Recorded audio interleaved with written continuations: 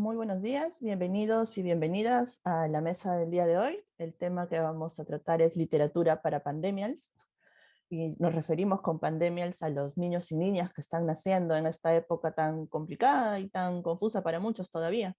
Entonces nos preguntábamos si necesitarán las niñas y los niños que han nacido en medio de una pandemia global que les cuenten el mundo de otra manera. En esta mesa conoceremos los retos a los que se enfrentan las creadoras de literatura infantil y juvenil. Y para presentar la mesa les dejo con Adriana Roca, la moderadora. Ella es editora de Pichoncito Ediciones. Adriana, un gusto tenerte con nosotros. Bienvenida. Todo tuyo a la mesa.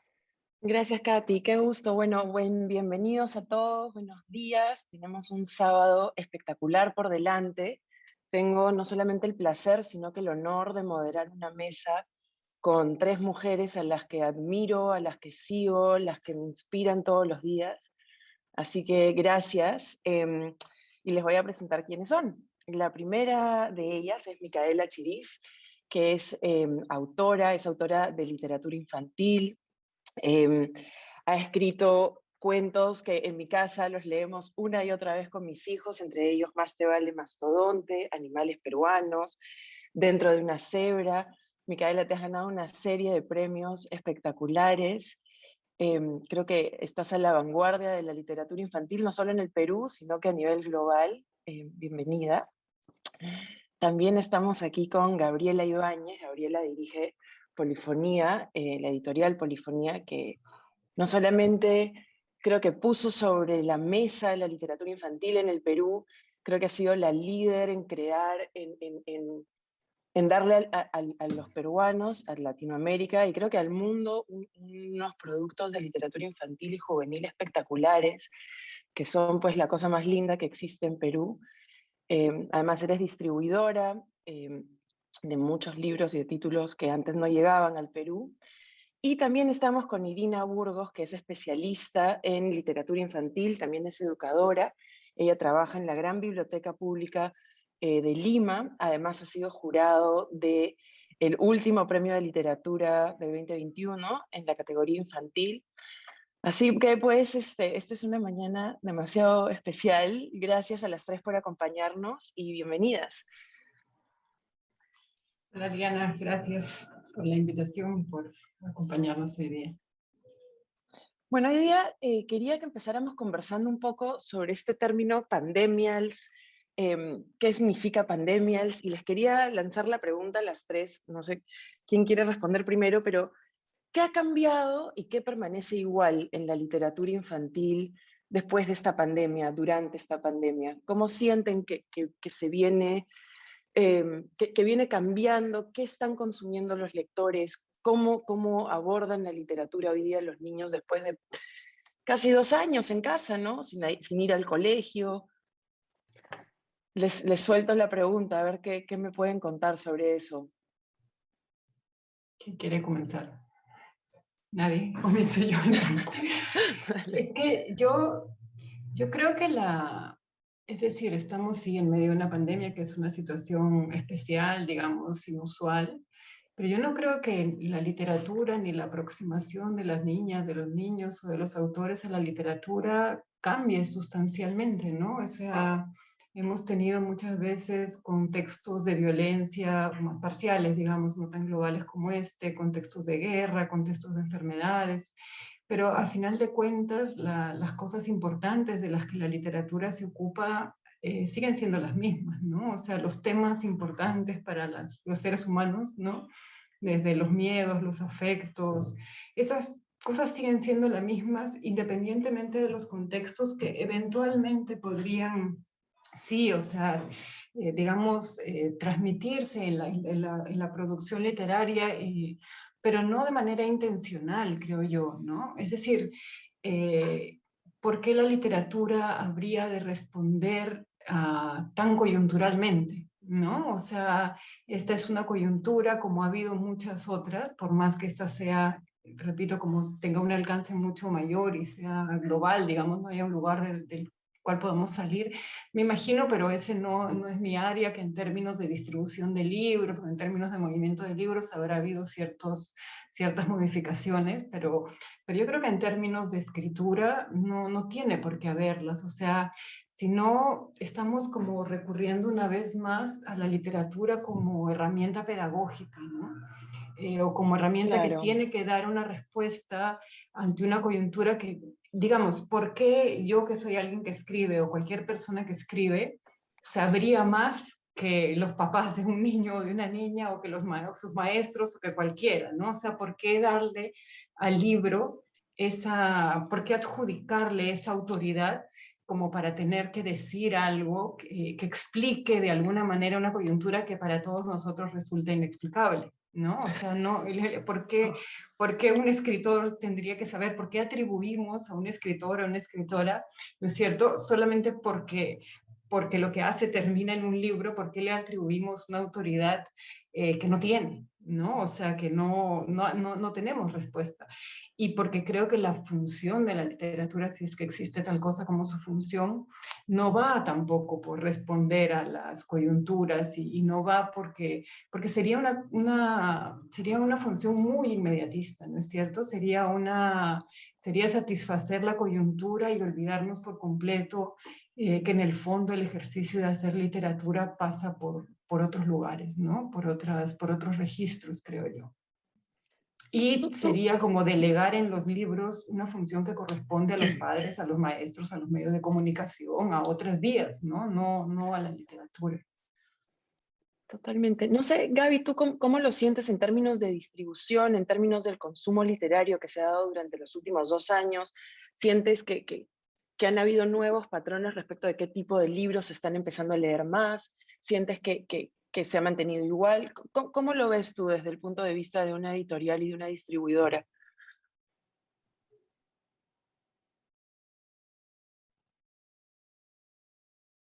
Estás con mute. Creo que hay que... Estás con mute. Ahora sí. Ahí está, ahora sí. Bueno, igual quería saludarlas antes. Uy, se cayó alguien. Es un gusto saludarlas. Y ahí me escuchan, ¿sí? Sí. Que me salen. Y bueno, yo creo que para los editores, realmente el tiempo de la pandemia, o sea, cuando empezó la pandemia, fue como toda la manera en que nosotros nos relacionábamos, ¿no? Con los libros y cómo los libros llegaban a los niños. En nuestro caso era de manera muy directa, a través de diversas presentaciones, ferias, eventos. Esto cambió, ¿no? Entonces también tuvieron que cambiar nuestros canales, nuestras formas de distribución, lo cual, por ejemplo, en el caso nuestro nos tomó muchísimo tiempo, muchísima demanda, pero también fue muy importante porque hubo una conexión más inmediata, más directa con los padres. Y bueno, coincido en la pregunta, inicial coincido con lo que ha dicho Micaela, justamente estuve reflexionando sobre este tema, y efectivamente, porque lo que los niños y los padres leen, o en el caso del catálogo de polifonía, lo que distribuimos, ¿no? Entonces, no, realmente los padres se han volcado a los libros. Realmente para mí, como editora, ha sido impresionante, porque, bueno, vieron que al principio de la pandemia fue increíble cómo surgió este tema de las narraciones de cuentos, ¿no? Como tomó una gran relevancia, ¿no? En todos lados, digamos que la literatura infantil y los cuentos se volvieron como el medio por excelencia para que los niños, digamos, o sea, para construir un vínculo, digamos, entre niños y padres, que fue muy interesante, ¿no? Entre las personas de la casa. Y creo que ha pasado eso con los libros, ¿no? Ha sido como un espacio de refugio. Lo cual no quiere decir necesariamente que en la literatura se tenga que hablar de este tema, ¿no? Porque además es un tema muy inmediato. Creo que si al final esto sucede, será en mucho tiempo, ¿no? Como generalmente, como que uno no habla del trauma en el mismo instante donde sucede, ¿no? Creo que puede ser en términos más adelante, pueden surgir experiencias, obras, pero sí creo, al igual que Micaela, que no es como algo que le toque necesariamente hacer a la literatura, ¿no? Ahora, pienso que sí ha sido importante el libro para los niños y para las familias como un refugio, como una ventana, una mirada hacia el exterior, un encuentro también, en el caso de los libros ilustrados, de la palabra con el arte, ¿no? Sí. Por ejemplo, en Polifonía hemos tenido, o sea, las madres sobre todo buscaban libros para niños muy pequeñitos, ¿no? Para prelectores, ¿no? Porque son niños que recién estaban descubriendo el mundo, niños que acababan de nacer realmente, y los libros han sido esta ventana para relacionarse, ¿no? Y para aprender también desde este espacio, de alguna manera han explorado el mundo, ¿no? Desde los libros, ¿no? El juego con la palabra, relacionarse con la imagen, la lectura de la imagen, y eso la verdad que ha sido muy sorprendente y gratificante verlo de cerca, aunque a través de la pantalla, ¿no? Como Sin duda. este soporte desde atrás, ¿no? Que de hecho ha sido un trabajo que nos ha tomado bastante tiempo. Sin duda alguna. Y eso me lleva a una siguiente pregunta que te quería dirigir especialmente a ti, Irina. Tú creo que estás en una posición privilegiada para ver cómo va cambiando el mundo de la literatura infantil, cómo viene evolucionando. Y sí te quería preguntar, ¿tú sientes, digamos, que en este momento se siente un auge en la literatura infantil en el Perú, en América Latina? ¿Cómo sientes que eso viene cambiando?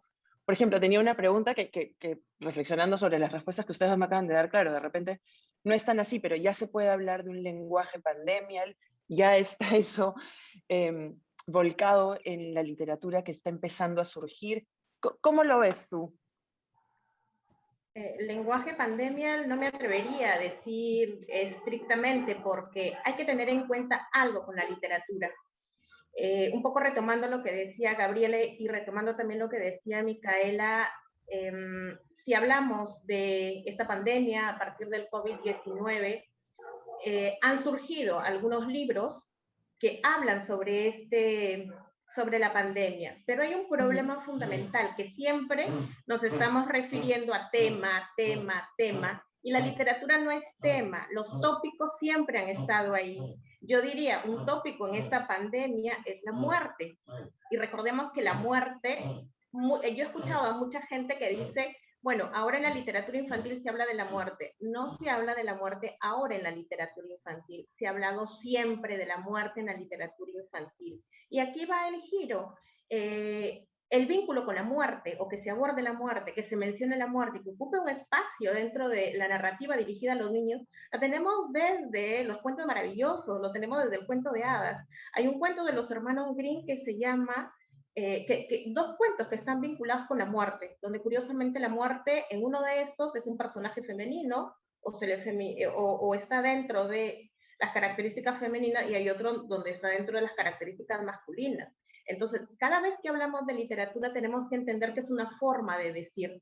Y estos libros, estas publicaciones que han surgido a partir de la pandemia y que hablan directamente de la pandemia, son anecdóticas en el sentido de la hechura, en el sentido que pasa esto o que más o menos se mitigue esta situación de la pandemia y casi que van a pasar inadvertidos, excepto para la crítica, en la medida del análisis y del estudio de cómo se abordó específicamente pero no son publicaciones, desde mi punto de vista, de mayor contenido estético o de mayor trabajo de la forma. ¿Por qué? Por dos situaciones. Uno, justamente voy a lo que mencionaba Gabriela, del trauma no se puede hablar de una manera tan rápida. ¿Por qué? Porque cuando estamos dentro de la experiencia no podemos objetivarla. Cuando la estamos viviendo no podemos objetivarla y se necesita distancia para observar el hecho con la suficiente distancia que permita, por ejemplo, retorizar adecuadamente este artefacto estético llamado literatura. Por otro lado, las publicaciones que yo he visto tienen toda la parafernalia del siglo XVIII. ¿Y a qué me refiero? Me refiero a que pretenden ser muy modernas a partir solamente del paratexto. Es decir, si yo coloco una ilustración, si coloco una tapadura, si las ilustraciones son a color profusas, intensivas, yo estoy asumiendo que es para niños. Cuando en el fondo la forma de narrar, por ejemplo, la publicación que sacó la Organización Mundial de la Salud, y sí lo digo con nombre porque se asume que porque si lo saca una determinada institución necesariamente es sinónimo de calidad. Recordemos que hay ahí objetivos que tienen que ver más con educación que con educación literaria. Entonces, de pronto colocan ciertos elementos de fantasía, pero que no responden a aquello que nosotros llamamos la autorreferencialidad de la obra, que tiene que tener una coherencia dentro de la misma historia. Yo no puedo colocar una niña y un dragón en un escenario y que salen casi de la nada, en un escenario que me presenta un mundo posible con las leyes que rigen en la realidad, en nuestra realidad. Y por otro lado también, a fin de cuentas, de forma amplia, si hay algo que ha cambiado en la forma de narrar, o si hay algo que ha cambiado en la literatura infantil, por supuesto, pero no a partir de una pandemia.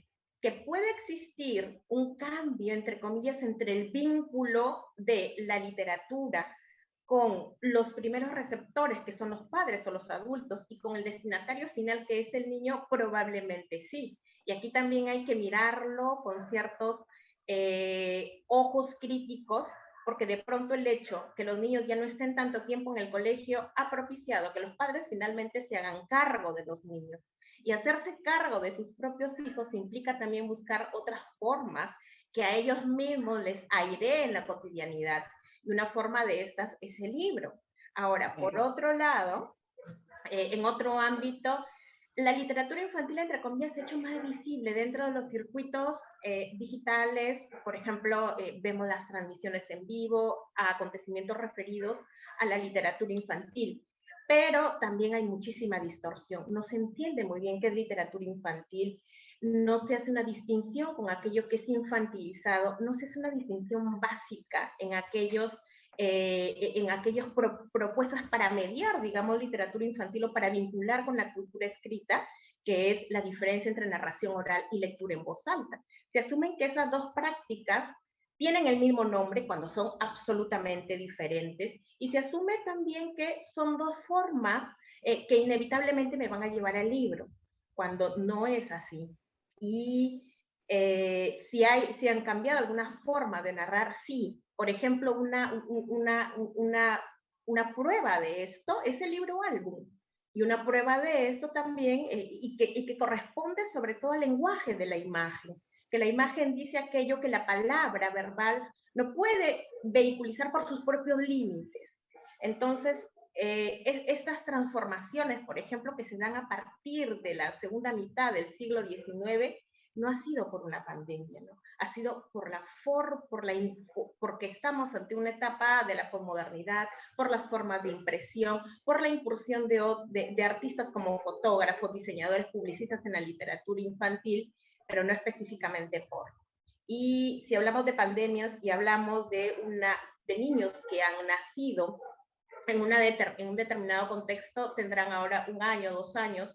Entonces existe un libro, unas estructuras, una retórica, un tipo de ilustración en un libro, que es un libro llamado Para la Primera Infancia, que tiene todas estas características literarias.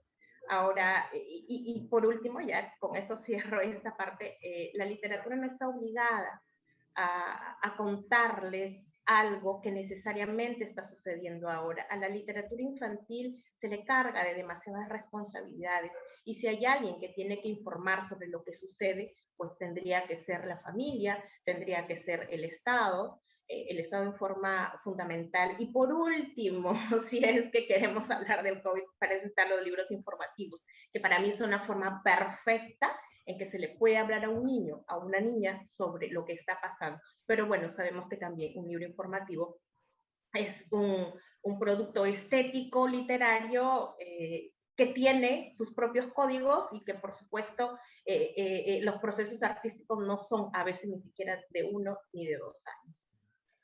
Creo que una cosita, solamente una cosita pequeña, retomando una de las cosas que dijo Irina, sobre el cambio en la relación quizás del lector con el libro, ¿no es cierto? Nosotros muchas veces nos olvidamos que la manera en que va a interpretar el lector un libro tiene que ver, en efecto, con su experiencia, y probablemente también de manera muy fuerte con su coyuntura. tú mencionaste hace un momento mi libro, el de Dentro de una cebra. Ese libro no tiene nada que ver con la pandemia, por ejemplo, absolutamente nada. Claro, Pero en estas circunstancias, muchas personas lo están leyendo desde esa perspectiva, ¿no es cierto? totalmente. Entonces nos olvidamos que hay muchos libros producidos antes, en cualquier otro momento, ¿no es cierto?, que ahora van a ser interpretados, leídos de una forma que probablemente no lo hubieran sido antes. Y lo digo por lo que mencionaba también Irina con respecto de la muerte. De pronto ahora nos estamos dando más cuenta de que hay una literatura infantil, ¿no es cierto?, que ha tocado ese tema de la muerte. ¿Por qué? Por el contexto, pero ese es un cambio no en la literatura misma, sino en la manera de interpretar de los lectores, ¿no? Entonces yo creo que eso también es fundamental, o sea, y es interesante para darnos cuenta que cuando hay buena literatura, esa buena literatura soporta cualquier contexto, digamos, y soporta y sigue vigente cuando los contextos cambian. Ese punto me parece muy importante, digamos, ahondar en él, porque sí quería hablar de cómo sirve la literatura, por ejemplo, para los padres, para tratar temas, para los miedos, el encierro, y evidentemente es literatura que bueno, no se ha producido ahorita.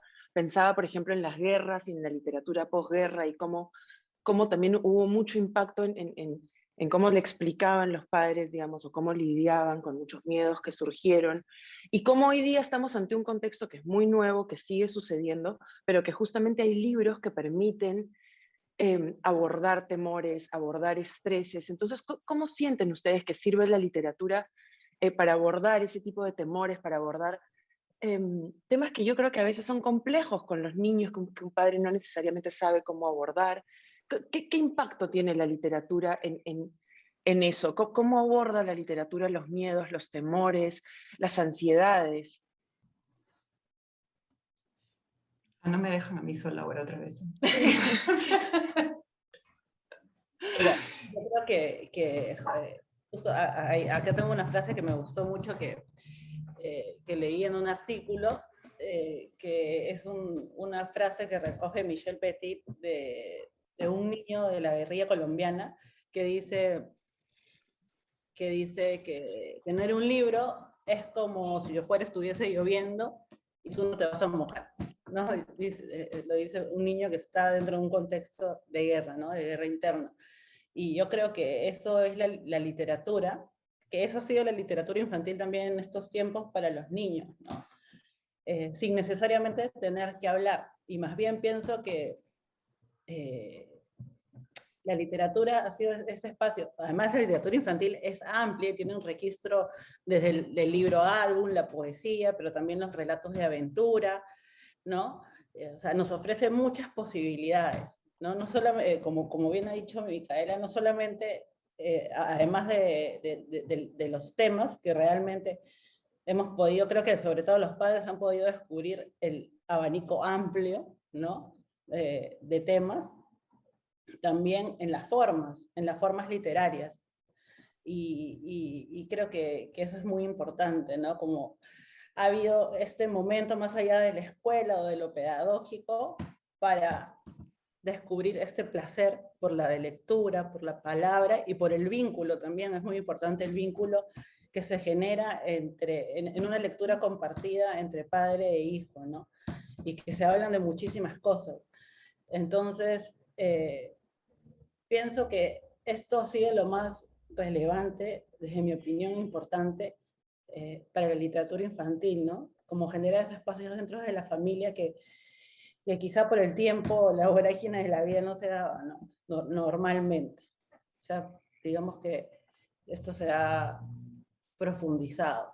Ahora, por otro lado, volviendo al tema también del tema de hablar de la pandemia en los libros, a mí particularmente me parece como, de hecho, he tenido algunas experiencias, he podido leer algunos libros porque sí han surgido muchos, tanto en el Perú como en otros países del mundo, y es realmente terrible, porque precisamente lo que hace la literatura es llevarnos a mundos imaginarios, nos hace de alguna manera viajar a otras realidades, conocer, por ejemplo, los libros informativos, recrearnos con la palabra a través de la poesía, y entonces yo creo que precisamente los niños están todo el tiempo, o sea, los niños realmente están todo el tiempo escuchando las noticias, escuchando las conversaciones de sus padres, ya de por sí ellos saben naturalmente lo que es la pandemia y lo que está pasando, ¿no? O sea, pensar que no lo saben es subestimar al niño, ¿no? Y más bien yo creo que la literatura y este espacio que ha generado el libro, más allá de las pantallas o de los medios de comunicación, desde mi punto de vista, es como debe ser un espacio, digamos, de irse a otro lugar, ¿no? De disfrute, de placer estético, literario, del arte, de la imaginación y también del juego. Yo creo que eso ha sido muy bonito, que he podido percibir en los niños, ¿no? Que el libro ha sido también un espacio de juego. Y eso creo que es a lo que debemos de apuntar con nuestros hijos, ¿no? Que es lo más relevante, ¿no? La literatura como un espacio de refugio, pero también de viaje. Y yo estoy de acuerdo con lo que dice Gabriela, porque muchas veces queremos usar los libros como si fueran aspirinas, ¿no? O sea, me da un libro para el dolor de cabeza, me da un libro para la pandemia, me da un libro para la muerte de un abuelito, me da un libro para el niño que no come, me da un libro para el dolor de estómago, ¿no? Y nos olvidamos que, o sea, los libros no son nada sin los lectores, sin las interpretaciones de los lectores, sin lo que hagamos con ellos.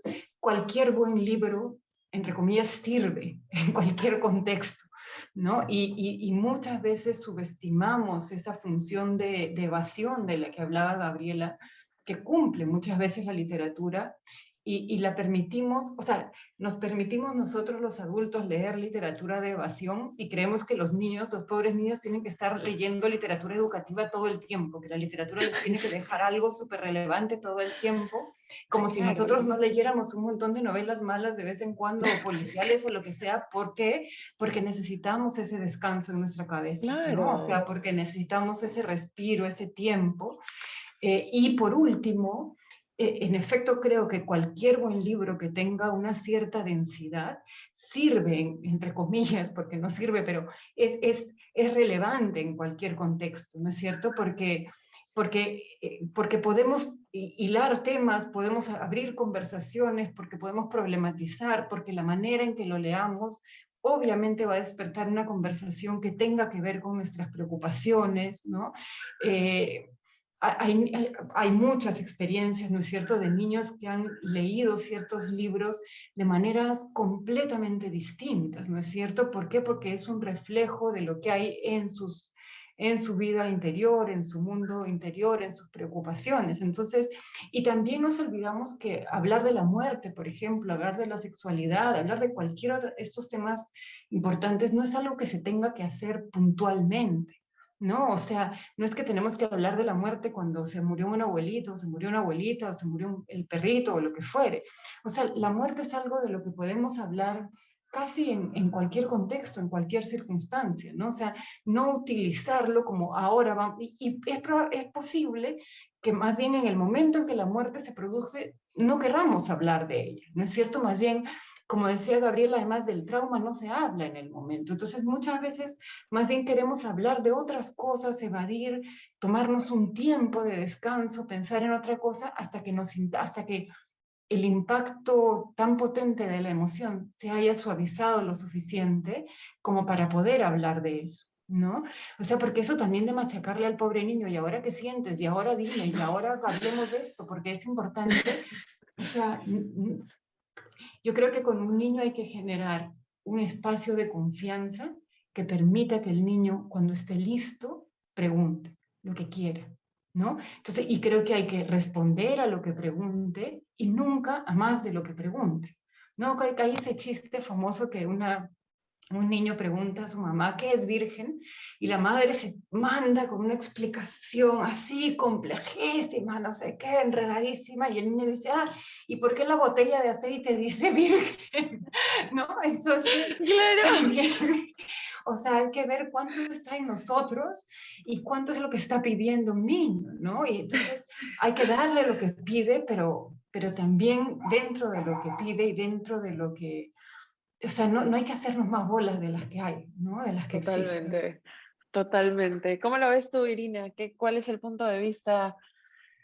¿Qué sientes tú respecto de este tema? ¿Aborda los miedos, no aborda? Pensaba también, por ejemplo, en los cuentos de los hermanos Grimm, o el cuento pues de Hansel y Gretel, que meten al pobre niño en una jaula, ¿no? Y le van dando comidita, y era como que antes, siento que antes la literatura tenía estas cosas como, no sórdidas, pero un poco sí, y eran pues, sí, y es gracioso, porque ahora es como es, ¡ah! Yo los leo con mis hijos a veces, los cuentos de los hermanos Grimm, de Hans, digamos, de Hans Christian Andersen, y me mato de la risa porque miro a mi esposo y le digo, oye, ahora esto es como políticamente incorrecto de hacer, ¿no? Meter al niño en la jaula y que la bruja viene. ¿Cómo sientes que ha evolucionado? ¿Sientes que ha evolucionado para bien? Todo este tema, claro, de tener que ser pedagógicos. Por ejemplo, también está Roald Dahl, que escribía y escribía, por ejemplo, Matilda, con la troncha toro, que era pues una terrible, ¿no? Y ahora siento que hay un poco más de esta necesidad de ser políticamente correctos que no siempre pega con los niños, pues no, los niños son pícaros, traviesos, les gusta pues no sé, cosas que no son políticamente correctas porque todo el día están expuestos a eso, en el colegio, con los profes, en que pórtate bien. ¿Cómo lo ves tú? ¿Cómo ha evolucionado eso? Tomando lo último que dijiste y que también está vinculado a lo que han expuesto Micaela y Gabriela, si todo el tiempo te están diciendo que tienes que ser bueno, si todo el tiempo te están diciendo que tienes que usar la mascarilla, si todo el tiempo te están diciendo que mueren no sé cuántas personas por día, porque los niños igual Claro. lo escuchan, quieres irte a otro lado. O sea, hay discursos que ya agotan, y no solamente agotan, agobian y tienen un techo. Imagínate que cuentos como Hansel y Gretel, cuentos como El Enebro de los hermanos Grimm, era lo más políticamente correcto que podías encontrar en ese momento. Y eso nos lleva a preguntarnos sobre qué significa la infancia como institución, porque el término y la infancia como una entidad sociológica diferenciada a la del adulto, mientras no se tenía esta diferencia, escuchaban todos los cuentos, desde los más atroces, y presenciaban todos los procesos existenciales como el nacimiento y la muerte. Pero a medida que ha ido avanzando y que se ha ido posicionando la infancia como una institución, a tal punto de tener literatura infantil con un soporte teórico exclusivo de esta estética, más queremos esconder, más queremos soliviantar y más queremos edulcorar el lenguaje y por lo tanto ciertos tópicos o el abordaje de ciertos tópicos.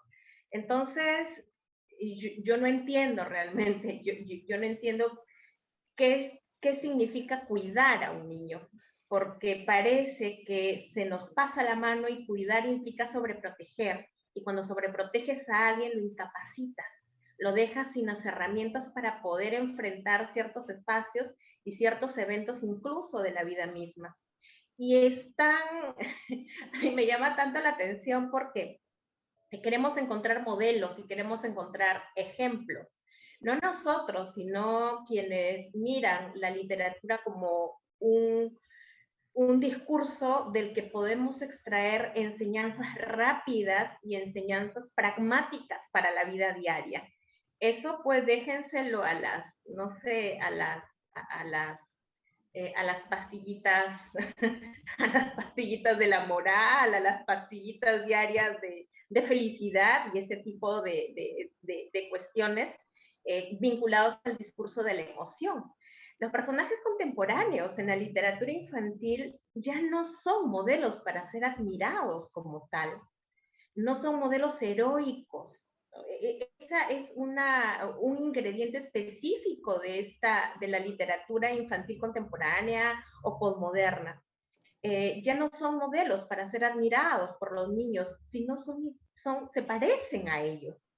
O sea, tienen una subjetividad que comparten, son más bien casi, y digo casi, entidades en que puede verse el niño. Ahí tenemos, por ejemplo, los libros de Isol, que son tan corrosivos, y aquí también hay que poner muy bien el ojo, corrosivos en la medida que presenta a un niño como es.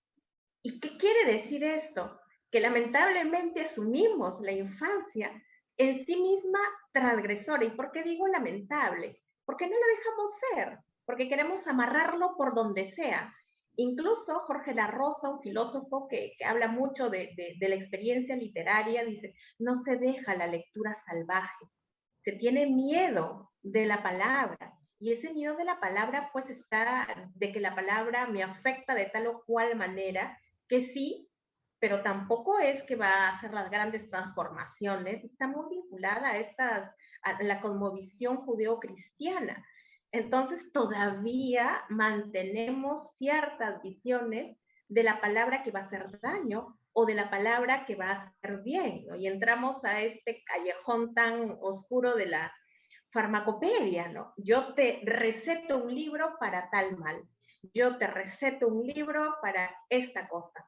Entonces le tememos a esa literatura que podría agitar nuestros ánimos, que hace tambalear nuestra identidad como tal.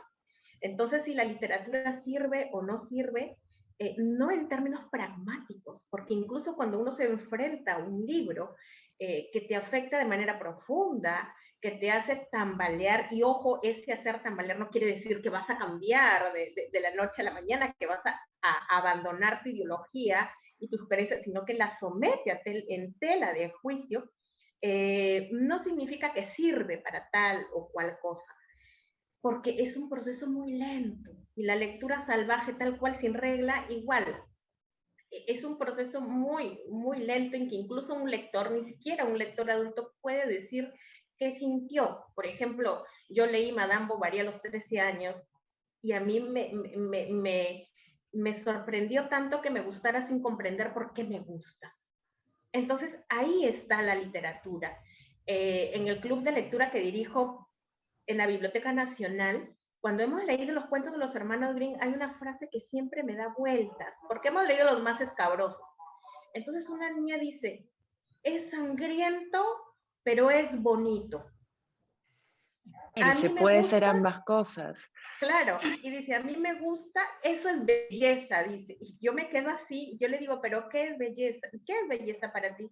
Y me dice, que tenga un inicio, un nudo y un desenlace. Claro, está hablando de la estructura y de la unidad de ese cuento. Y luego dice, y que además me hable de algo que a mí no se me había podido ocurrir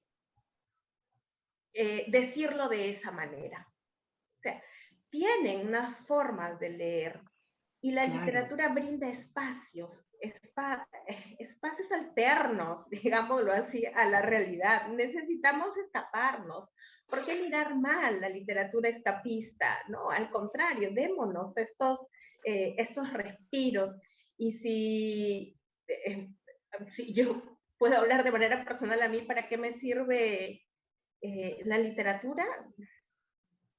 Es que fíjate que además de vivir de la literatura, no sé para qué otra cosa me sirve. Yo me siento de alguna manera asombrada por la manera de decir, mira, nunca se me había ocurrido que esto pudiera mirarse desde este punto de vista, nunca se me hubiese ocurrido incluso que un niño enmarcado en un personaje, ¿no?, en la literatura, pudiese mirar desde este punto de vista, o que se pudiese cuestionar de esta manera, ¿no? Finalmente, George Steiner dice eso, ¿no? Las innovaciones, o lo que llamamos originalidad, tiene que ver con encontrar formas innovadoras de decir aquello que ya vemos o aquello que ya se ha dicho. Y la literatura infantil, en su característica de un lector y de un receptor, que puede ser un adulto, te da esos espacios para la relación, esos espacios para preguntar aquello que quizá sin el contacto con ese libro no se te hubiese ocurrido preguntar, ni siquiera respuestas, porque a veces entras con un libro y terminas mucho más confundido. Entonces, el preguntarse, que incluso es una tarea cognitiva de alta demanda, generar preguntas consistentes, preguntas profundas, repensar lo que creíamos que ya estaba finiquitado, la literatura de pronto te dice, no, puede ser de esta forma, puede ser mirado de esta forma, y por supuesto puede ser enunciado de esta manera. Sí, y eso es lo fantástico, ¿no? Es como si se le exigiera a la literatura infantil que se comporte bien, como se les exige a los niños que se Claro, porque porten es para bien, ¿no? niños. O sea, y que Total. respondamos así desde la literatura infantil, ¿no es cierto? Reforcemos la educación de los niños y nos portemos bien y no toquemos temas que no deben ser y no abordemos las cosas de una manera en que le compliquen la vida a los maestros, ni a los padres, ni a nadie, ¿no? Entonces, Exactamente. hay una exigencia también, como desde, si lo quieres ver así, desde la gran literatura, de que la literatura infantil continúe siendo infantilizada y se comporte como debe comportarse y no aspire como a ocupar otros espacios o a conflictuar las cosas, a meternos en problemas, a salirse de lo esperado, etcétera, ¿no? Yo les quiero meter en problemas con la próxima pregunta que les voy a hacer. Este es el tercer encuentro de escritoras peruanas. Evidentemente hay un tema de género. Entonces quería empezar con la pregunta para ti, Gaby. ¿Sientes tú que la literatura reafirma roles de género? ¿Sientes que eso está cambiando? ¿Cómo sientes que lo abordamos en el Perú, además en una época tan convulsa como la que estamos viviendo actualmente? Ya. Yo quería también hacer un comentario de lo que estaban conversando, que en realidad es una respuesta también, es una pregunta que me he venido haciendo, es que también la literatura, o sea, hay ciertos libros, se produce en el mundo muchísima literatura para niños, desde cosas muy sencillas y muy mediáticas, que por ejemplo si tú llevas, lo digo como, también con mi experiencia como madre, que tiene una niña, que vas a una librería y entonces obviamente ve películas de Disney o este tipo de cosas más mediáticas y cuando llegan lo reconoce, ¡ay, quiero ese libro! Y entonces también hay un trabajo de los padres o de los mediadores de lectura, que además ahora en el Perú, que esto ha crecido, que hay una red de mediadores, es muy importante, de qué escogen los padres para que sus hijos lean. Y también siento que, por ejemplo, hay una cierta exigencia, o sea, hay como una cierta, a veces, si tú, voy a llevar a que mi hijo escoja un libro, y quizá un hijo puede escoger un libro de princesas de Disney, que a mí me encantan las películas de Disney, pero en los libros normalmente es muy malo cómo está llevado todo, ¿no? Muy malo, Entonces, sí. entonces también como hay una responsabilidad de los padres de qué libros le acercan a los niños, como exigirles un poquito más, ¿no? Y quizá libros que en un primer momento, me ha pasado con mi hija y con muchos otros niños, es difícil un primer contacto, a que entren a los libros, ¿no? En una primera lectura, en una segunda lectura, pero luego son libros que no se agotan, tienen muchísimas lecturas y van encontrando nuevas cosas, ¿no? Y encuentran como un gusto que tampoco se agota en el lenguaje y en las imágenes y en la conjunción de ambas. Y sí creo que hay una cierta exigencia, igual que como nosotros para los adultos, ¿no? No siempre es fácil leer y no siempre es como reconfortante o fácil en el momento, de puro placer. También hay un cierto nivel de exigencia intelectual cuando leemos los adultos, que también pienso que debe haber en los niños. Y es algo que también cuando tenemos una lectura compartida con los niños debemos estimular, ¿no? Que es importante, ¿no es cierto? Eso es también como una pregunta. Y respecto a lo que me has preguntado sobre el género, bueno, es un poco como lo mismo que hemos estado hablando de la literatura en pandemia, ¿no? O sea, siento que inevitablemente se toca el tema en distintos libros, pero siento que no debe ser un tema puesto de antemano. Yo pienso que cualquier tema, así sea de feminismo o de pandemia o de muerte, que se escribe per se, digamos, como tema, voy a hablar de esto porque se necesita hablar en ese momento, nunca resulta realmente honesto y como que se pone en un segundo lugar el trabajo, digamos, del arte, ¿no? De la palabra. Entonces siento que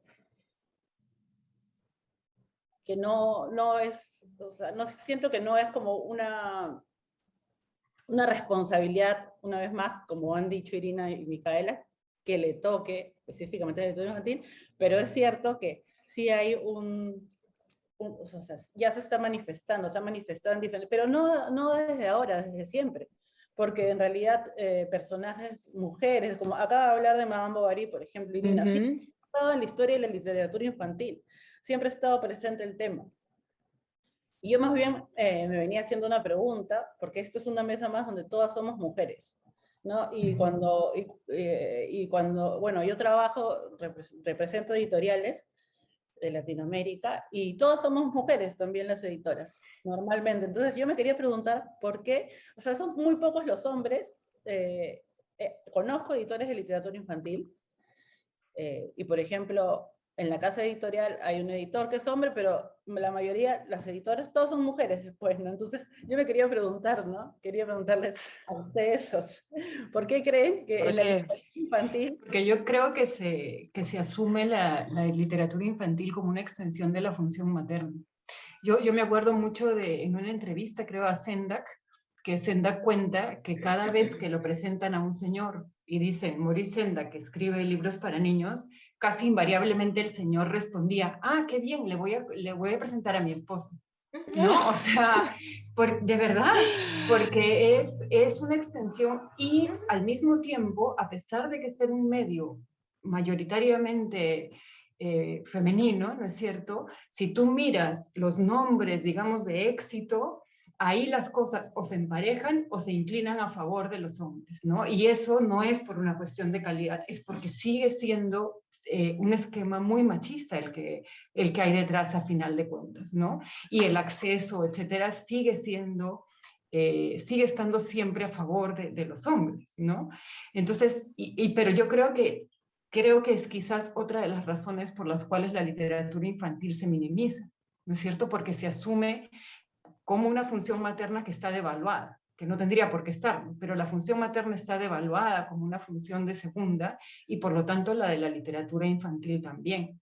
Ahora, volviendo a lo de los hombres y las mujeres, los estereotipos, por ejemplo, yo sí creo que es algo que uno conscientemente puede hacer, pero transversal a lo que haces, ¿no? O sea, no necesariamente hay que tematizarlo todo el tiempo. Se pueden hacer libros informativos, que es el feminismo, o como estos libros que sacaba Media Vaca, que son bien interesantes. Pero, por ejemplo, cuando yo hice el libro de animales peruanos, me esforcé a veces por poner datos de los animales hembras, cosa que normalmente no se hace y no se nota, digamos, ¿no? O claro, por ejemplo, ya no lo cuando, esperas, ¿no? claro, cuando hablé del colibrícola de espátula, el colibrícola de espátula que está ahí haciendo como un demente, porque lo que quiere es llamar la atención de las hembras, ¿no? Entonces, al final como al final de la frase puse, bueno, están ahí porque necesitan sobrevivir y que la hembra le haga caso, pero no siempre la hembra le hace caso, ¿no? O sea, pero no siempre tienen éxito. Pero para mí eran formas de introducir una perspectiva diferente sin tener que hacerlo explícito, ¿no? Claro. O alternar siluetas de las niñas y los niños, hacer hincapié que de pronto en algunas especies las hembras son más grandes, ¿no es cierto? O que en algunos casos, como en el de el gallito de las rocas, por ejemplo, ¿no es cierto? Siempre decimos, ay, los machos son mucho más bonitos y tienen más color, porque la hembra tiene un color mucho más apagado.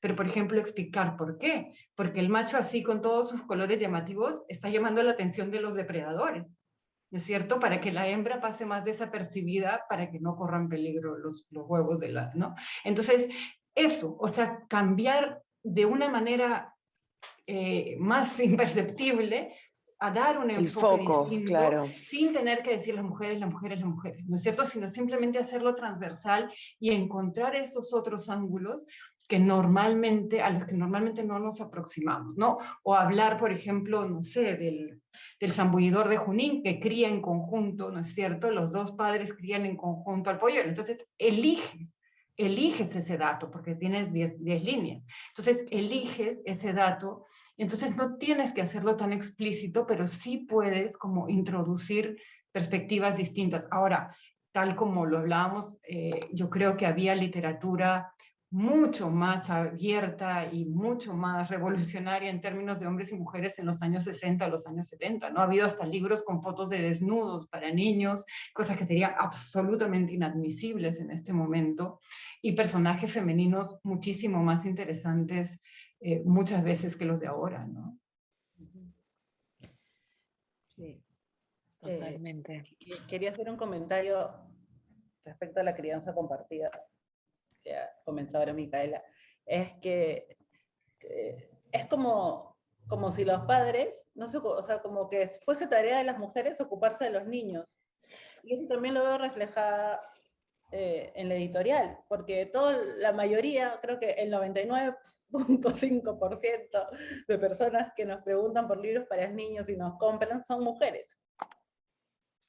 Y luego la mayoría de editoras son mujeres. Entonces, a mí sí es como, digo, ¿qué está pasando? ¿Por qué las mujeres Sí, es verdad eso. ocupando de la infancia? Es verdad eso. Es importante que eso vaya cambiando. Sí, y que se cambien los enfoques, creo que también que hayan, digamos, equidad de género, ¿no? No necesariamente un desbalance, sino una equidad de género, pero sobre todo que el enfoque que presenta sea como más rico, más acorde a los tiempos, más libre. Se nos está desafortunadamente acabando el tiempo.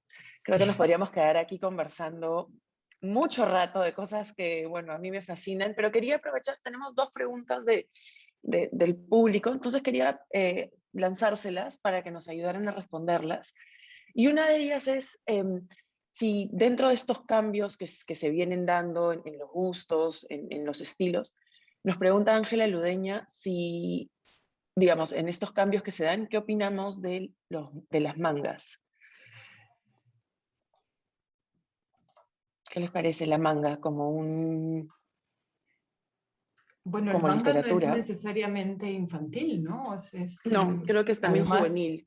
Es bastante es juvenil, ¿no? originalmente porno, ¿no?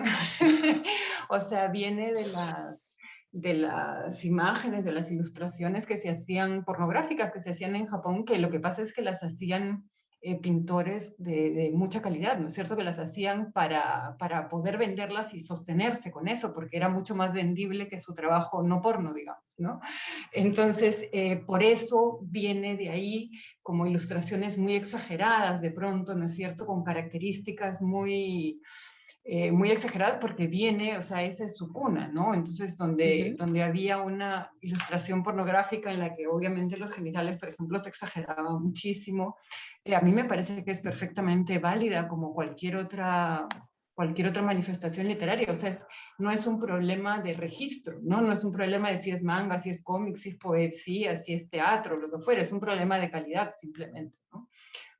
No hay nada bueno ni malo en el manga por sí mismo, ¿no? O sea, hay literatura de calidad en diferentes registros y literatura mala en diferentes registros también. O sea, yo no porque sea haría manga, ninguna distinción en términos de formato, digamos, ¿no? Pero es de interesante lenguaje. la pregunta. El otro día leía un artículo en el New York Times que contaba cómo el gobierno francés, digamos, a partir de la pandemia, dio un bono a todos los jóvenes, creo que era desde los 10 hasta los 18 años, que les daba plata, que solo podían usar para consumir en cosas culturales en Francia. Música francesa, libros franceses, y que la idea era, obviamente, dinamizar la cultura francesa, darle estímulos económicos, dado que la pandemia había tenido estragos económicos en ese sector. Y era bien interesante porque el artículo hacía hincapié en que había habido, en vez de un boom pues, en la venta de libros tradicionales, había habido un boom en la venta de cómics y sobre todo de manga. Entonces era como los franceses muy preocupados porque se estaban vendiendo demasiadas mangas y el estímulo económico había tenido como, me imagino que el efecto contrario al que esperaban.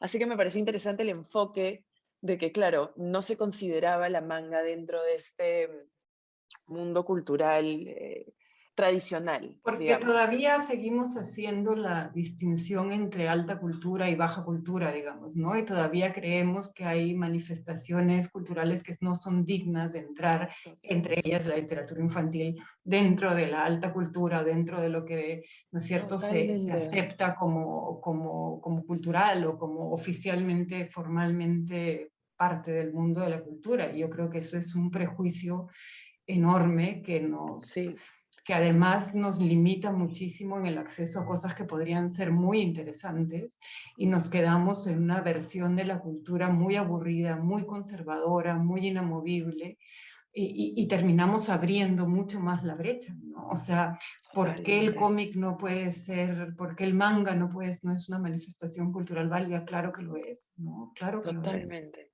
Sino que hay ciertas manifestaciones culturales que están asociadas a grupos que ya sea por su edad, por su procedencia o por lo que fuere, ¿no es cierto? Asumimos que no pueden formar parte de la cultura oficial, ¿no? Totalmente. Claudia Fernández nos hace un comentario bien interesante. Dice, a veces cuidamos a los niños del consumo de cine, de este tipo de películas como Matilda, o que no son políticamente aceptados. En el caso de la literatura, ¿en qué medida este mensaje cambia y no genera consecuencias negativas? Irina, ¿cómo lo ves tú? Que seguimos en la óptica de Platón, ¿no? En la Grecia antigua, de que un libro, hay que excusar a los poetas porque, bueno, faltan a la verdad y muchos de estos libros y de estos discursos podrían agitar los ánimos y entonces ya no se puede educar dentro de la polis según el ciudadano que hemos considerado como el perfil ideal del ciudadano. Entonces, cada vez que, por un lado, Roald Dahl, si ahora surgiera un Roald Dahl, definitivamente no le publicarían, creo, casi en ninguna editorial, sobre todo teniendo en cuenta qué tipo de libros están publicando.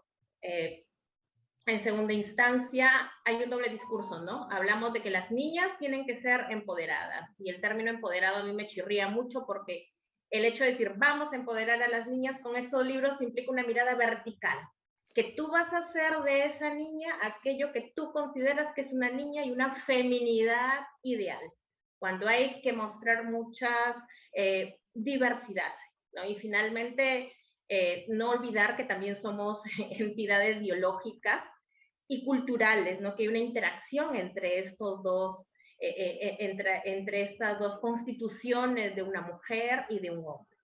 Y luego hablamos de niñas intrépidas, audaces e inteligentes como Matilda, pero finalmente les quitamos la posibilidad de ver películas donde hay niñas que tienen estas características y libros donde hay niñas que tienen estas características. Y yo me pregunto, ¿se dan cuenta cuántos siglos han tenido que pasar en la misma constitución de la literatura infantil para que tengamos una Matilda? Que si bien es cierto, niñas atrevidas las encontramos desde Hansel y Gretel, Gretel que se atrevió a tirar a la olla a la bruja y creció, maduró, dejó de ser niña. Luego, la Reina de las Nieves, la bandolerita, es un personaje delicioso, hermoso, intrépido, y en sí mismo la Reina de las Nieves ya no es, entre comillas, un príncipe que sale a buscar a la princesa y a rescatarla del dragón. Es una mujer que sale a buscar a su amigo, a su novio, a rescatarla de las garras de la Reina de las Nieves. Entonces, ¿en qué nos quedamos? ¿Queremos niñas intrépidas o no queremos niñas intrépidas en la literatura? Y por otro lado, la literatura constituye una pequeña parte de quienes somos. ¿Qué educa más? El hogar, porque son las experiencias directas. La escuela, que son las experiencias directas. El Estado como institución, las instituciones culturales, en tanto les corresponde, son quienes más entran a tallar, a ver estos modelos y estos discursos.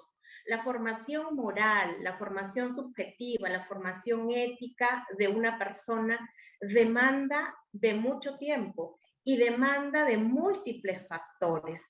Entonces, no es que un libro inmediatamente va a hacerte malo o inmediatamente va a hacerte bueno. ¿Por qué tendríamos que pensar que un libro hace eso y no tendríamos que pensar que estamos en una cultura política que se hace, se forma y se deforma en la sociedad misma, no en un libro?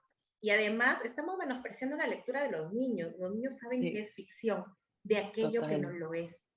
Saben perfectamente que un loro no va a hablar estrictamente y exactamente como el loro de Matilda, ¿no? Que no vas a poder volar en esos términos, que hay una metáfora detrás, sí, pero que no vas a poder volar de esta manera.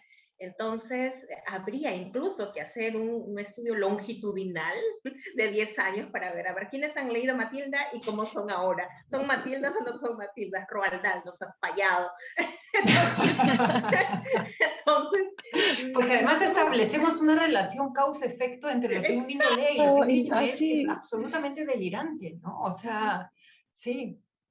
No, por mí que lean Matilda, que lean, en realidad hay que darles la libertad, que lean lo que quieran leer. Yo tengo una sobrina que tiene 20 y tantos años y que yo, digo yo, ¿no? Yo la he criado con literatura y tal, y de pronto a los 15 años me dice, tía, que quiero Crepúsculo, y yo me muero, o sea, yo me morí en ese instante, pero dije, bueno, yo que hablo tanto de libertad, tengo que regalarle lo que quiere. Y luego no le pregunté nada, no me contó nada, y al final, después de muchos años, hemos hablado de esto, y estamos hablando de literatura, y ella misma me dice, sin yo tener que decirle nada, tía, pero Crepúsculo no es literatura. Entonces, un poco... Lo saben, ellos saben discernir, saben qué es. Claro.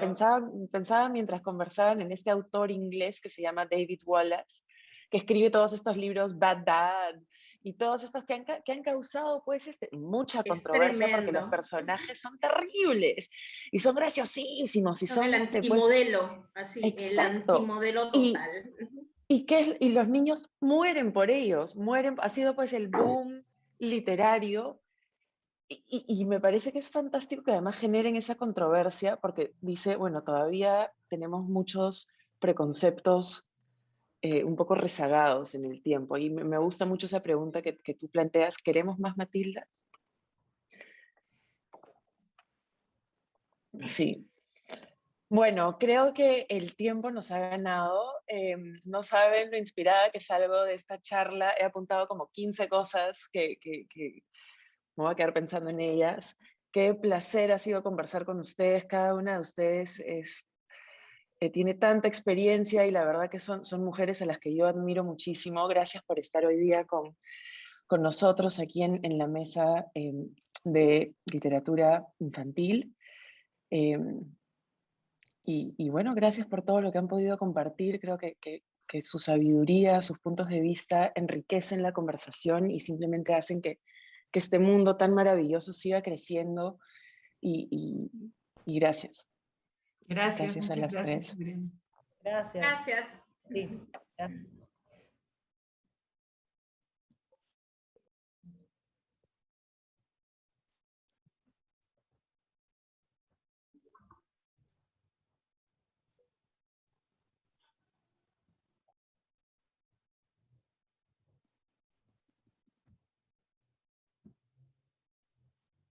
Bueno, muchísimas gracias a Irina, Micaela, Adriana y Gabriela por esta conversación de verdad tan rica y tan interesante.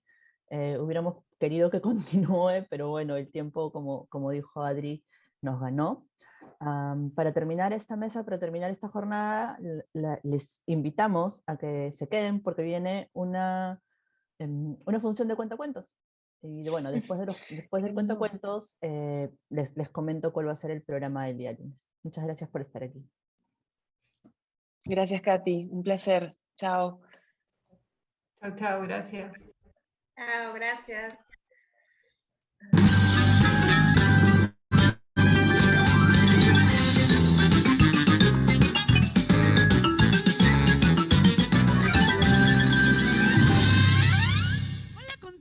Hola, hola. Hola, yo soy Patti. Yo soy Leo. Y nosotros somos Cataplum. Y estamos felices que nos hayan invitado a este encuentro de escritoras peruanas. ¡Muchas gracias!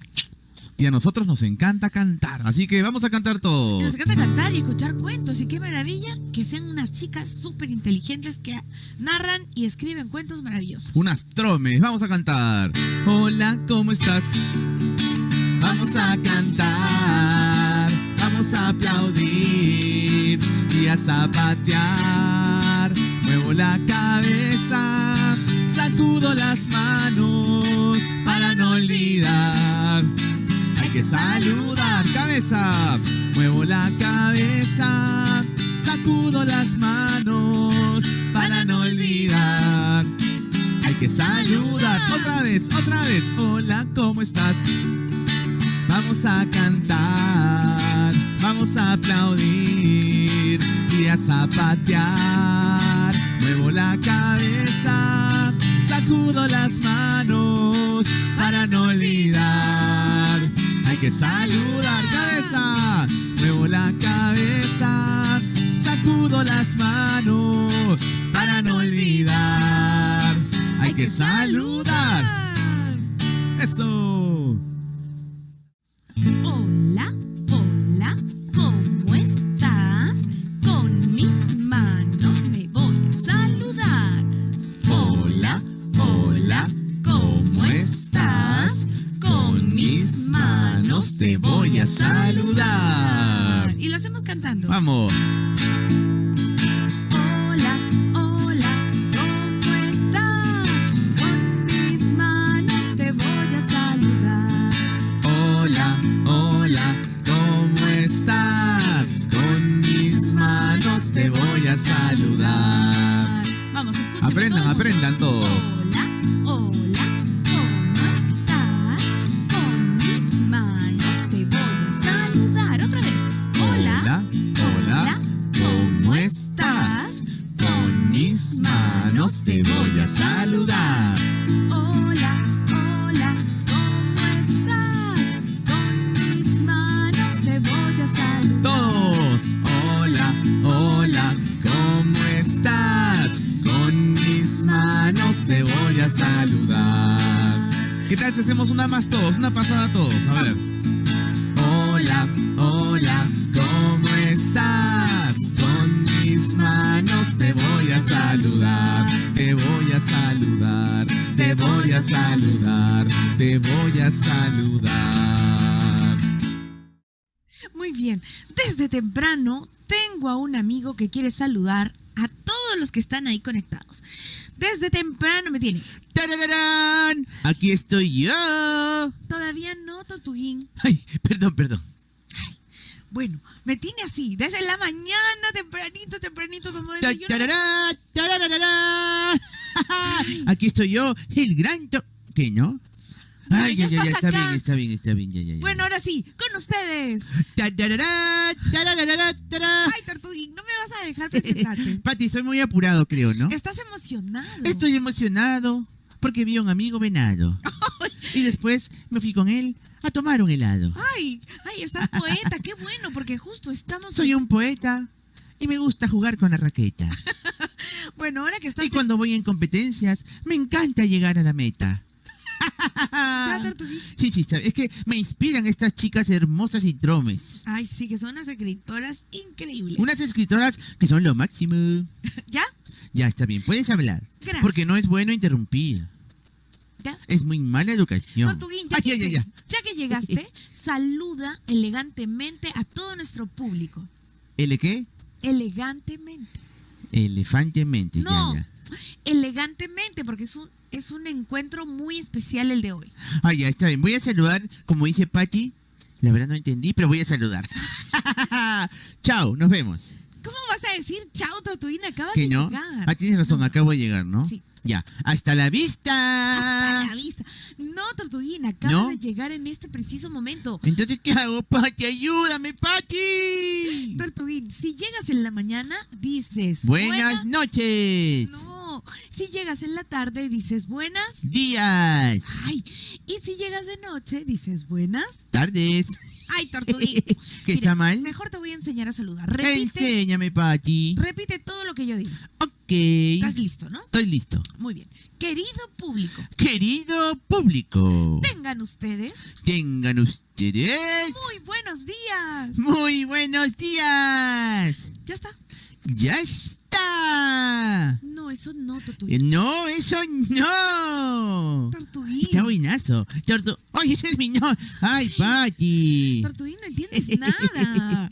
Sí entiendo, pero más o mono. Ay, Tortuguín, ¿qué te parece que estamos en la onda de repetir? Repetimos una canción muy divertida que se llama Eco. Chueco. No, Ya. No. Eco. Teco. No. Eco. Me como los mocos. Oye, no, Tortuguín, no se Ya, dice. cantemos eco, Paticita. Sí te la Más o mono. Óyeme. Escúchame. No.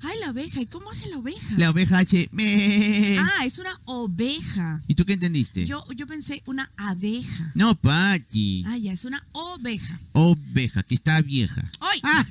Vamos. Vamos. Me fui de paseo y una oveja me encontré. La oveja me miró y así me saludó. Me. Hasta abajo, hasta abajo.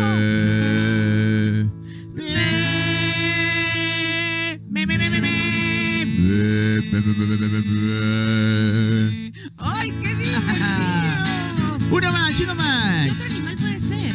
El elefante. El elefante. Que hace Claro. Me fui de paseo, un elefante me encontré. El elefante me miró y así me saludó. ¡Para abajo! ¡Otra vez!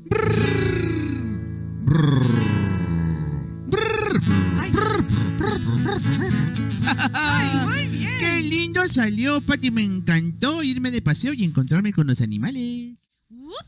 ¡Qué lindo hemos cantado, Tortuguín! Lindísimo, Pati. Cantamos muy, pero muy bonito.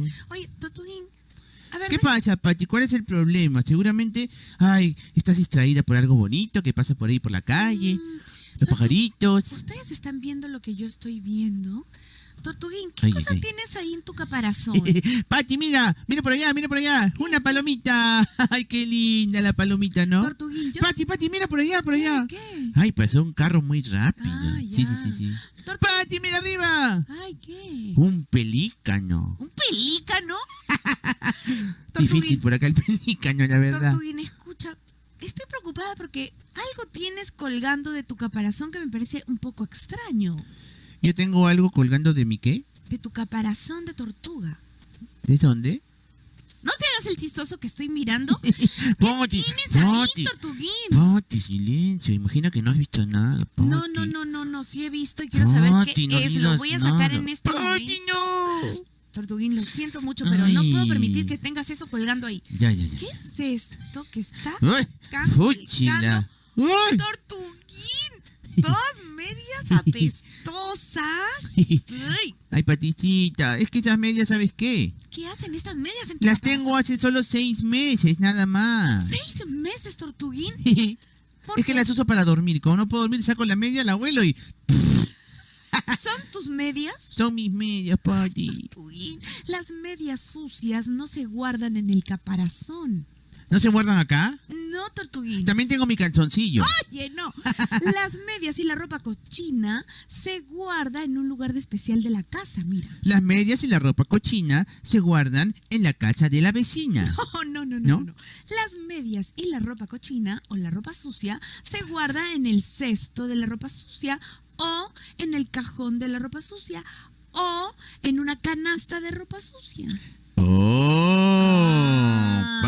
Pati. Ay. Sí que estoy más chiflado. Entonces tengo que ponerla en el cesto de la ropa sucia. Eso quiere decir que no has escuchado a mami que te está diciendo todos los días recoge la ropa sucia que está tirada en tu cuarto. Ahora que Pati me lo dice, mi mamá me dijo, Tortuguín, tus medias, esas que te gustan, dámelas, yo te las lavo. ¿Y yo sabes qué dije? ¿Qué le dijiste? Nah. Porque me dio flojera, entonces mamá me volvió a decir, Tortuguín, ¿dónde están esas medias? ¿Y sabes qué le dije? ¿Qué le dijiste? Nah. Tortuguín, te portaste Y me mal. puse a ver televisión y me eché así todo desparramado en la cama. Bueno, Está mal, ¿no? Está muy mal. Ay, Así, ay, todo el mundo ay. en su casa. Mal. Porque hay que hacerle caso a mamá. Mamá dice las cosas por algo. Mira, te tienes que acostar temprano y apagar la televisión para que estés descansado para tus clases del día siguiente. Sí, tienes razón, Pati. También dice, come toda tu comida. ¿Por qué crees que te dice mamá que te comas toda tu comida? Para ponerme panzón. No, para que crezcas sano y fuerte. Ah. Y todo lo que aprendas quede mejor en tu cabecita. Oh, sí. Ah, ya Debe ser ves. por eso que soy tan inteligente. ¿Y sabes qué otra cosa dice mamá? ¿Qué dice? Ya sé. ¡Pórtate bien! Ay, bueno, además de portarte bien y de saludar a todos los que te cruces por el camino, ¿Ya? también dice que hay que bañarse. Báñate, hijito. Ajá. ¿Sabes para qué? Para que no vuelas, feito. No, para que estés saludable. Y además ahora hay que agregar uno más. Hay que lavarse las manos para estar seguros y no contagiarnos de nada extraño que ande por ahí. Tienes razón, Pati. Y usar la mascarilla, muy importante. Ajá. Por eso te voy a recordar unas palabras muy importantes que repite mamá. ¡Qué bonito! ¿Cómo Mira, es, Pati? A ver. Báñate, Ya. cámbiate, lávate los dientes, come, saluda, levántate y estudia. ¡Oh, qué bonito! ¿Se las aprendieron? Es báñate, Báñate, cámbiate, lávate los dientes, come, saluda, levántate y estudia. Mira qué poderosas palabras que tienen nuestras mamás. ¡Ay, qué bonito! Entonces, ¿qué decimos para comenzar, Pati? ¡Música, maestro! ¿Música monstruo? No, maestro. ¿Al maestro que está monstruo? Ay, ¿Al monstruo del maestro? Ponle play. ¡Música, maestro! ¡Play! Me gusta la luz del sol y el canto Ay, de un maestro, un ruiseñor. ratito. Me gusta Ay, me pone una salsa mejor. ¡Música, maestro! Ay, el maestro creo que es tu primo. ¡Tampoco esa, maestro! ¡Ay, ay, ay! Maestro, suélteme la música. Hemos debido invitar a la mamá de Tortuguín para que ponga la música. ¡Tampoco, Ay, maestro! ay, ay. ¿Sabes qué? Todos tienen que decir bien fuerte en casa. Ay, por eso no sale la música. Por eso, pues. A la 1, a las 2 y a las 3. ¡Música, maestro! ¡Música, maestro! Eso, con el poder de todo. Y a mover la cabecita de un lado al otro para escuchar las palabras de mamá. Báñate, cámbiate, lávate los dientes, come, saluda, levántate y estudia. Mi mamá, su mamá, tu mamá te lo repite una y otra vez hasta que lo aprendas bien. Ser mamá es lo más lindo del mundo, pero qué trabajo da cuando los chicos no estudian y se ponen a jugar. Y me hace recordar lo que decía la abuela, si lo digo muchas veces, algo tienes que aprender. Bonito, la verdad. Qué importantes las palabras de mamá. Escucha bien porque hay que aprenderlas de memoria. Ya, Paticita. Báñate, cámbiate, lávate los dientes, come, saluda, levántate y estudia. Mi mamá, su mamá, tu mamá te lo repite una y otra vez hasta que lo aprendas bien. ¡Eso! Báñate, cámbiate, Ay, ay. lávate los dientes, ¡Come! ¡Saluda! levántate y estudia. Mi mamá, su mamá, tu mamá te lo repite una y otra vez hasta que lo ¡Pati aprendas se pone bien. más rápida! Báñate, cámbiate, lávate los dientes, come, saluda, levántate ay. y estudia. Mi mamá, su mamá, tu mamá te lo repite una y otra vez hasta que lo aprendas bien. ¡Ay! Me cansé.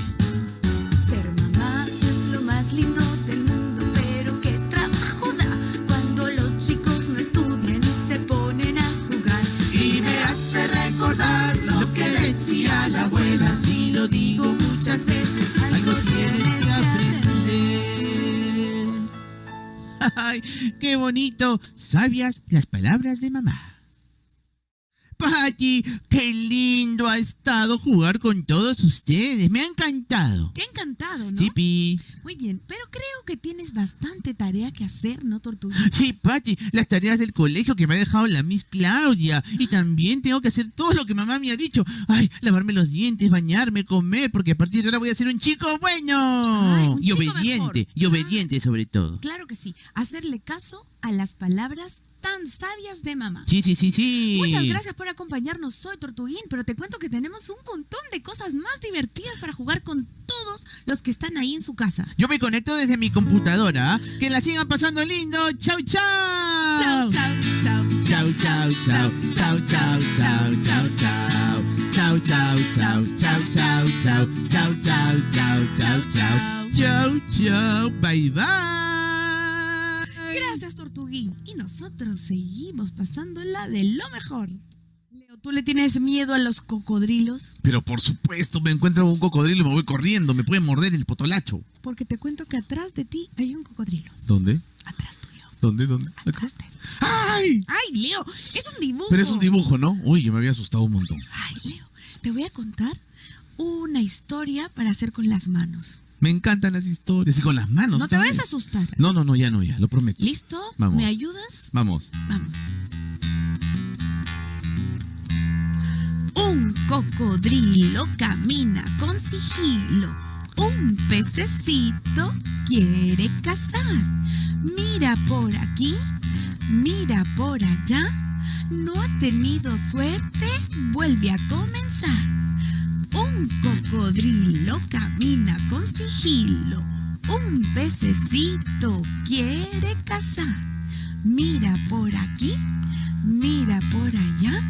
Si ha tenido suerte, ñam, ñam, ñam, ñam, ñam. ¿Qué te pareció? Monstruo, otra vez. ¿Otra vez?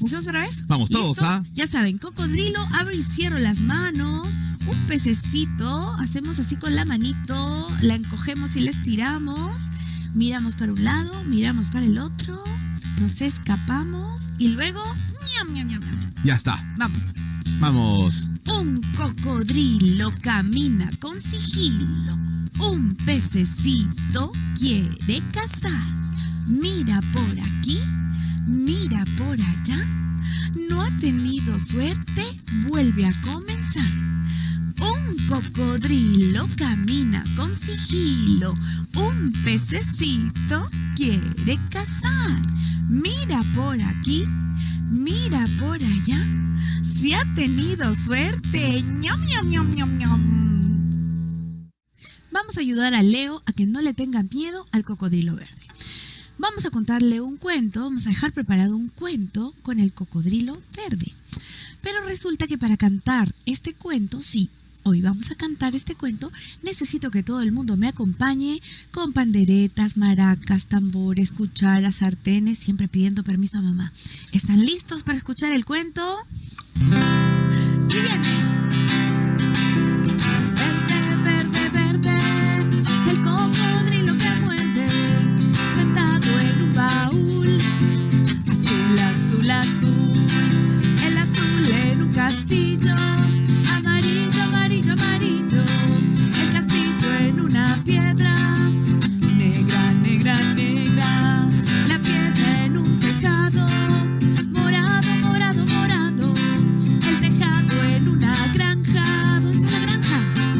Naranja, naranja, naranja, y la granja en un piojo. Rojo, rojo, rojo. Y así termina el cuento, señoras y señores. Así termina el cuento. Denme los honores. Tan, tan. Leo, mira que tan bueno es el cocodrilo que hasta trabaja en el jardín. ¿Un cocodrilo que trabaja en un jardín? Sí, mira. Eso es increíble. Como es verde, le gusta el jardín que es de color. Verde. ¿Y las plantas que son? Verdes. ¿Y los tallos de las plantas que son? Verde, las hojas son verdes. Verde, ¿ves? Todo verde. Sí, todo verde. Por eso trabaja en el Jardín. Muy bien. Mira, yo le he puesto unas flores a unos vasos, ¿ves? ¿Lo pones más cerca o así? A ver, se ve? Para que vean. los chicos vean. Miren la florcita. qué Ven, le bonita. puse. Y acá también. ¿Listo? Entonces, vamos a hacer unos movimientos. Primero va a ser así. Para adelante, para atrás. Para adelante, para atrás. Para adelante, para atrás. Luego, quita, pone, déjalo ahí. ¿Ves? ¿Cómo? Quita, pone, déjalo ahí. Ajá. Y luego viene pa, pa, pa, pa, pa, pa, pa, pa, pa, pa, pa. Pa, pa, pa, pa, pa, pa, pa, pa, pa, pa, pa.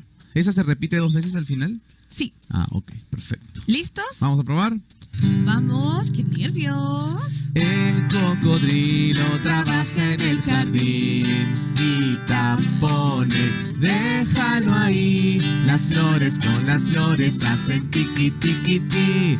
Las flores con las flores hacen tiqui, tiqui, ti. ¿Qué tal? ¿Cómo les fue? Yo creo que bien, ¿ah? Bien. No está tan difícil, ¿no? Primero, Más lentito, a ver, más lentito. vamos a hacer.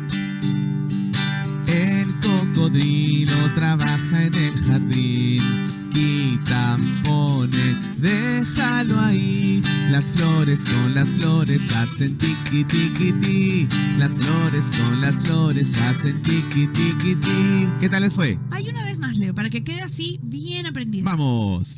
El cocodrilo trabaja en el jardín, quita, déjalo ahí. Las flores con las flores hacen tiqui tiqui ti. Las flores con las flores hacen tiqui tiqui ti. Muy bien, seguimos con las manos. Con las manos. Mira, cada vez que yo diga A, vas a abrir las manos. A ver, A. ¿Pero algo más hago? Muy bien. ¿Algo más? Espérate, pues Ay, poco ya, a ya. poco. Estoy apurado, soy apurado. Yo. Ya, yo digo A y todos abren sus manos. A. Otra vez. A. Otra vez. A. Y ahora vamos a abrir las manos, la boca y los ojos, todo. Como que unos asustados. A. Otra vez. A. Otra vez. A. Y ahora vamos a hacer Y cuando hacemos cerramos la mano. Y también cerramos los ojos. Así. Y la boca, todo. A ver. A. A. Y luego vamos a hacer un sonido bien divertido que se llama chi chi chi chi chi. Leo, ya. Estamos del chi chi chi. Ay, ay, ay. ¿Cómo es el chichichi? Chi chi chi chi chi chi chi chi. Como cosquillitas. ¡Ay, qué buena! Chi chi chi chi chi chi. ¿Ya? Leo, ya. ¿Ya? Ay, perdón, ya está bien. Y luego vamos a hacer otra vez. A. A. A. A. Y nos quedamos así. A. Y volamos. Pero lo vamos a hacer cantar. Vamos a ver. Todos.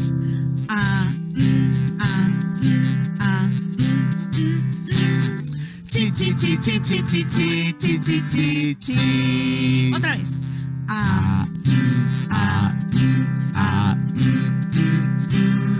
Chi chi chi chi chi chi chi chi chi chi chi. Ahora.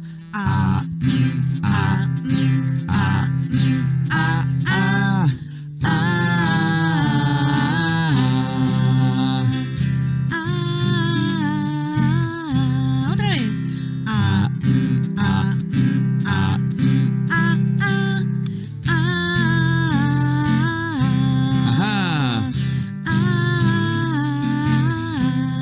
Ahora vamos a hacer todo desde el principio. Vamos. ¿Listos? Vamos a Pero todos. una sola vez. Solo sola una. vez, una sola Ya, vez. yo te sigo. Una vez chichi y otra vez. Ok, ¿Ya? vamos. Muy bien. Atención.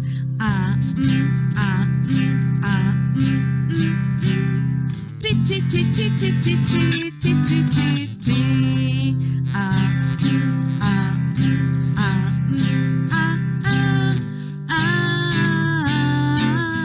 Volando todos. Otra vez. Suavecito.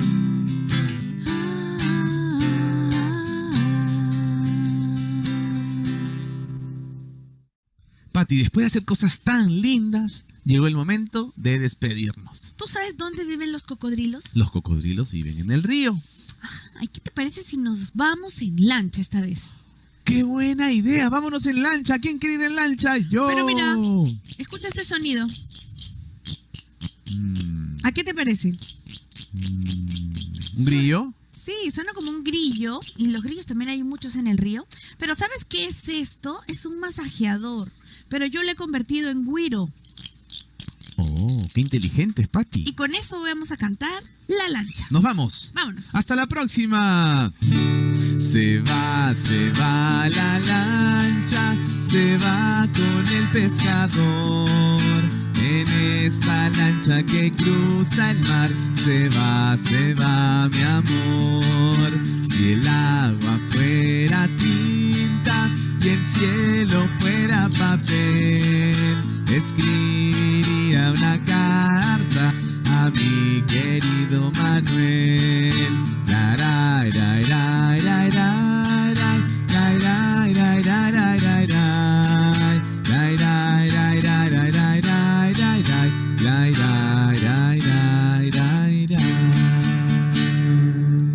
¡Chao!